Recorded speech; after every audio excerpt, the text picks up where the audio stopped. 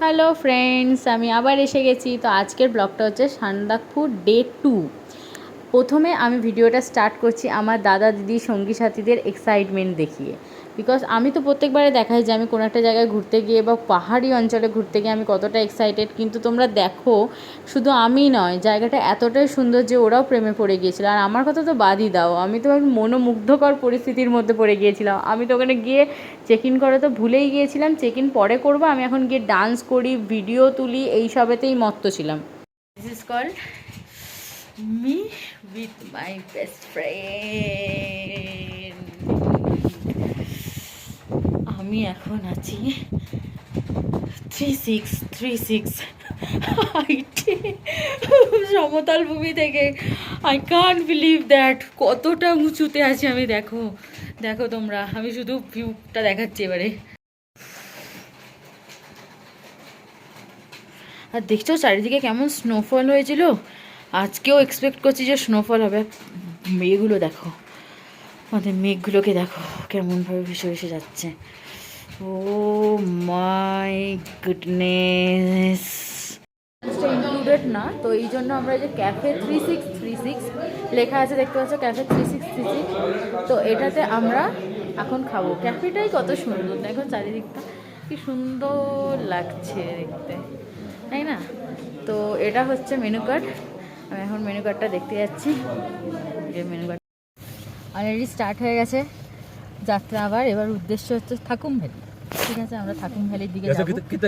ওখানে গিয়ে আবার ভিডিও করবো। যাওয়ার পথে যদি ভিডিও করার স্কোপ থাকে ভিডিও করে তোমাদেরকে দেখাবো রাস্তাটা, আর না হলে থাকুম ভ্যালি থেকে আবার ভিডিও করবো। সান্দাকফু থেকে থাকুম ভ্যালি যাওয়ার রাস্তাটা যেমন খুবই সুন্দর, এটা না গেলে তোমরা অনেক কিছু মিস করে যাবে। সেই রকমই একটা কথা বলবো, যদি কখনো তোমাদের ইচ্ছা থাকে যে সান্দাকফু থেকে টুয়ার্ডস থাকুম ভ্যালি বা ফালুট যাবে, তাহলে প্লিজ ট্রেকিং করে যাওয়াটাই বেটার আমার মনে হয়।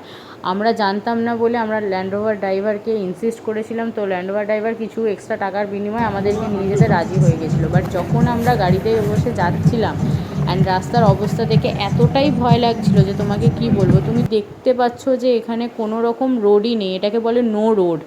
এই রোডের মধ্যে থেকে যখন গাড়ি চালাচ্ছিল, তার মধ্যে আমাদের গাড়ি এই জায়গাতে স্টাক হয়ে গিয়েছিল। তুলতে ল্যান্ড রোভার ড্রাইভারে মিনিমাম 15 মিনিট লেগেছিল। তো তখন আমাদের আরও যারা সঙ্গী সাথীরা ছিল তারা বললো যে এত রিস্ক নিয়ে যাওয়ার দরকার নেই ফালুটের উদ্দেশ্যে, তো better will be we can go back. এটা সেই কারণে আমরা ডিসাইড করলাম যে চলো আমরা তাহলে ফেরত যাই। তো সেই কারণে আলোকদি পৌঁছালাম। আলোকদি পৌঁছে ওখানে সেরকমভাবে কিছু দেখতে পাই। এই যে চারিদিক মেঘে ঢেকে গেছে, আর তার মধ্যে কিছুজন ট্রেকিং করে বেড়াচ্ছে। এটাকে বলা হয় অ্যাকচুয়ালি প্রকৃতির মজা নিয়ে বেড়াচ্ছে। আমরাও সেটাই করতে গিয়েছিলাম, বাট হলো না। আমরা সানসেট দেখতে গিয়েছিলাম, আলে নয় সানরাইজ নাহলে সানসেট, এই দুটোই খুব ভালো লাগে। তো সেই উদ্দেশ্যে আমরা গেছিলাম। বাট ঠিক আছে, বেটার লাক নেক্সট টাইম। সব কিছু তো একবারে পূরণ হয় না, তাই না? দেখা যাক, নেক্সট টাইম আবার যাব আর থাকুম ভ্যালি ফালুট এগুলো ভিজিট করতে। বাট সান্দাকফুতে এসেছি, সান্দাকফুর মজা নিতে হবে, বেশি সময় কাটাতে হবে। তাই আমরা আলে খুব একটা বেশি সময় স্পেন্ড করিনি, কেননা ওখানে দেখতে কিছুই পাচ্ছিলাম না। তো একটুখানি ভিডিও শ্যুট করলাম, দেন ফটো শ্যুট করলাম, তারপর ব্যাক করে চলে এলাম হোটেলে। তো কোথায় এসে গেছি, কোথায় এটা এখন এসেছি আল। ঠিক আছে, আমি ঘুরছি, তোমরা ভিডিওটা দেখো। পুরো চারিদিকে স্নোফল হয়েছে অ্যান্ড মেঘগুলো গায়ের ওপর দিয়ে ভেসে ভেসে যাচ্ছে। থাকুম ভ্যালিতে এই জন্য আমাদেরকে নিয়ে গেল না, থাকুম ভ্যালির রাস্তা খুব খারাপ। তোমরা রাস্তাটা খালি একবার দেখো, গাড়িটা তুলতে এত অসুবিধা হচ্ছিল। মানে স্নোফল হয়েছে যেহেতু, সেই কারণে পুরো রাস্তাতে কাদা কাদা হয়ে আছে, গাড়ি ওঠাতে পারছে না। আর পুরো অফ রোড, পুরো অফ রোড, তাও কিচ্ছু নেই। তো এটা বেসিক্যালি একটা সানসেট পয়েন্ট, ঠিক আছে? তো এটা সানসেট পয়েন্ট, বাট আমরা থাকুম ভ্যালি যাওয়ার কথা ছিল, বাট ওটা যেতে পারিনি যেহেতু। তাই এখানে আমরা এখন একটুখানি ফটো শ্যুট করবো, একটু ঘুরে বেড়াবো, ঠিক আছে? প্রচণ্ড ঠান্ডা, জানি না কত টেম্পারেচার চলছে, চেক করতে পারছি না বিকজ নো নেটওয়ার্ক এখানে। তো জাস্ট অসাম লাগছে। তো এবার আমরা কিছুক্ষণ কাটিয়েই ফেরত চলে এসেছিলাম হোটেলে। আর হোটেলে এসে মজা করলাম, নিজেদের মতো সময় স্পেন্ড করলাম, বন্ধু বান্ধবের সাথে গল্প করলাম। কিন্তু তার পরের দিন সকালে দৃশ্যটা তোমরা দেখবে না, আমি কি দেখতে পেলাম, চলো দেখতে থাকো। এই দেখো, এটা হচ্ছে স্লিপিং বুদ্ধা। স্লিপিং বুদ্ধা ঘুমাচ্ছে, কাঞ্চনজঙ্ঘার পুরো রেঞ্জটা দেখা যাচ্ছে। ফ্রেন্ডস, এটা হচ্ছে ভিউ ব্যালকনি থেকে। দেখো দেখো কাঞ্চনজঙ্ঘাকে দেখো, স্লিপিং বুদ্ধা ঘুমাচ্ছে। পুরো হিমালয়ান রেঞ্জটা আমি দেখাচ্ছি।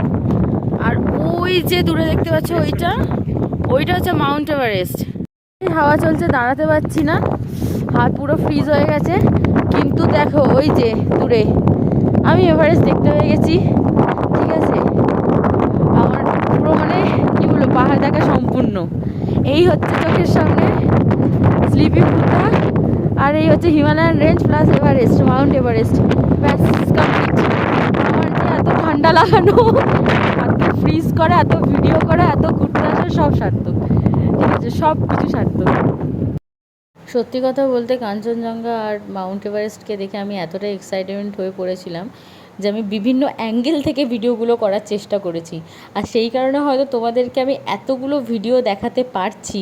আমি অনেকগুলো ভিউ পয়েন্ট থেকে ভিউগুলোকে ক্যাপচার করেছি, তাই তোমাদের সাথে এগুলো শেয়ার করলাম।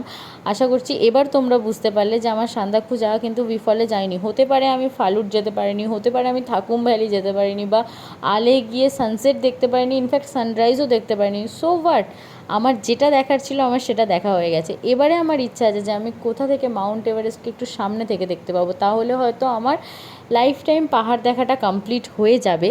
তো লেটস সি, দেখা যাক কোথায় যাওয়া যায়। তোমরা এই ব্লগটাতে কানেক্টেড থাকো। তো অলমোস্ট আমার সান্দাকফু ট্যুর কমপ্লিট। এবার আমাকে ফিরতে হবে। এবার আমরা পৌঁছাবো দার্জিলিংয়ের উদ্দেশ্যে। আমাদের নেক্সট ডে ট্যুর হচ্ছে দার্জিলিং। তো চলো সেই ভিডিওটা আমি তোমাদের সাথে কভার করব। আমার সাথে কানেক্টেড থেকো। আর এই সান্দাকফু ট্যুরটা স্পেসিফিক্যালি তোমাদের যদি ভালো লেগে থাকে তাহলে কমেন্টে অবশ্যই জানিও। অ্যান্ড ভিউগুলো যদি ভালো লেগে থাকে তাহলেও অবশ্য কমেন্টে জানিও। অ্যান্ড লাইক করতে ভুলো না কিন্তু। চলো বাই বাই ফ্রেন্ডস, দেখা হচ্ছে নেক্সট ব্লগে।